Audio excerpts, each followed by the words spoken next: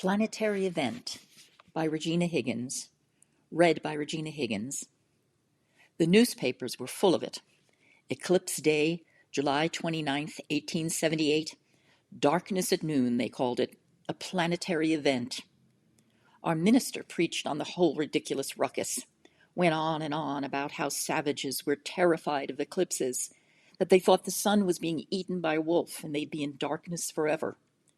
But Tunstall, well, he was all excited and started planning to have all sorts of junk on hand for his store for the weak-minded to buy. Not just the tin Eclipse eyeglasses. Every packman had those, but piles of stuff.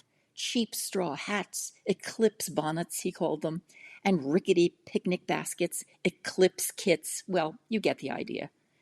Get some piece of junk, slap Eclipse on it, and you could sell it for 10 times what you paid for it. And that's how Tunstall spent the last days of his life, laying up plans for making money on the Eclipse.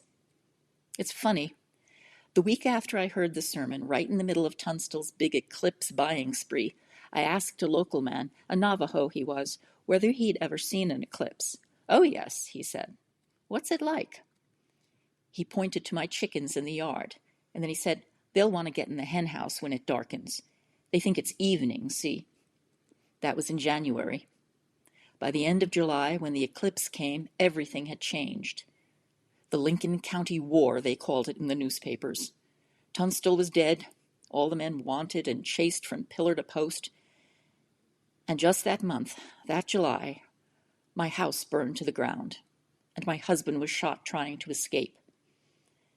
The chickens pecked his eyes out as he lay dead in the yard that awful night. So when the eclipse came a week or so later, I had no interest in it. Didn't even look out the window. Darkness at noon? No, thank you. I'd seen it before. All of Lincoln County had seen it before. We didn't need it again.